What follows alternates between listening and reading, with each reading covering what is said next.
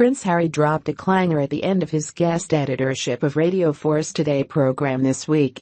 When asked by the BBC how Meghan Markle had coped with her first Christmas at Sandringham, Harry reported that it had been fantastic.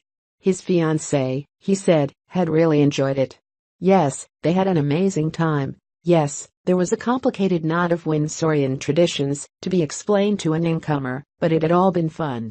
And then came the howler. She's done an absolutely amazing job. She's getting in there, he enthused. It's the family, I suppose, that she never had. Oh. Sound the in-law warning klaxon. Run the Jolly Roger up the flagpole of family friction. Set the dials for stormy waters. The family she never had. The family she never had. What is she, an orphan? Harry's words hung in the air like an icy reprimand, an unintended slight to the actual Markle parents, who divorced in 1987, when Meghan was 6 years old. First to register annoyance was Meghan's half-sister Samantha Grant, who was not best pleased. Actually, Meghan has a large family who are always there with her and for her, she said. Complete with sister, brother, aunts, uncles, cousins and the glue of our family, our amazing, completely self-sacrificing father. Yikes. Harry may have the benefit of the best education money can buy, the character-building attributes only 10 years in the army can't bring, and the sensitivities of a man in touch with his inner ginger, but he has a lot to learn about the politics of in-law-dom. And rule number 1 for any new husband is never, ever to publicly state that your family is somehow better, happier and more loving than her family, even if you believe it to be true. Especially at this time of year, when kinship loyalties and festive one-upmanship can create tension, hurt and misery. And particularly for those couples who are forced to choose with which set of in-laws they will spend their Christmas, often leaving the other set feeling bereft and unloved. Imagine that feeling magnified 100-fold when the opposing side is the House of Windsor, replete with palaces, a Boxing Day pheasant shoot and royal prestige. Who could compete with that?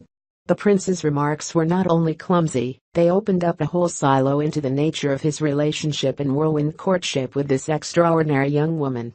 For him to say this, Meghan, at some deep level, must have presented herself as a victim, or a casualty of family circumstances at the very least. Meanwhile, he clearly sees her as someone he has to rescue, a damsel in distress, a broken sparrow, a lost Cinderella he can wrap his arms around and ensconce behind the castle ramparts. One can see how seductive this fairy tale fantasy must have been for them both, adding another thrilling, sexy layer to their clandestine wooing. The romance of it all is utterly killing. Yet however much Harry loves his pa and his grandma, the notion of the Windsors providing a calm, benevolent haven for anyone, let alone a Hollywood actress with a mind of her own, is laughable. They have their strong points, but even key members of the firm would surely agree that they are one of the most dysfunctional family units on the planet, right up there with the Borgias and the Greys. Not only must new wives negotiate the protocols of a complex hierarchy, they are requested to curtsy every time Granny trundles into view. One big happy family.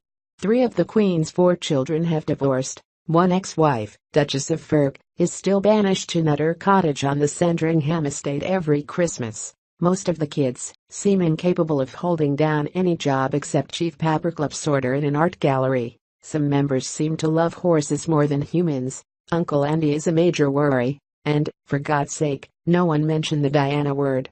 Meanwhile, the Duchess of Huff is not talking to the Duke of Puff, her family is banned, his goose is cooked, and the families of royal consorts are off the festive guest list forever. For those caught and shaken up in the snow globe of royal life, cozy and loving are the last words that spring to mind. By this time next year, Prince Harry will be a husband, hopefully one who understands that his family is not the only family in his marriage. And maybe he will also realize that, while Christmas is a time of jolly and holly, it is also a time of compromise and tact. All this he is going to have to grasp fast. Though something tells me the only person keener to relegate the wider Markle clan to the margins is little Miss Meghan herself.